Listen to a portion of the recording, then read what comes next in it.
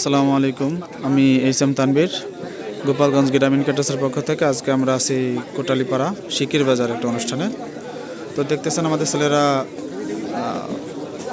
খাবার দিয়ে পরিবেশন করতেছে। ওরা অন্য একটা আইটেমের জন্য দাঁড়ায় আছে, সব একসাথে যাবে খাবারটা নিয়ে। সবাই মাংস নিয়ে এসো, মাংস নিয়ে এসো।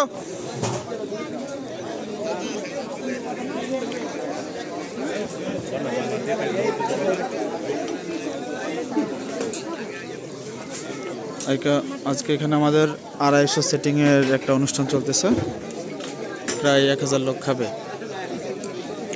পুরো অনুষ্ঠানটা যদি আমি আপনাদেরকে দেখাই,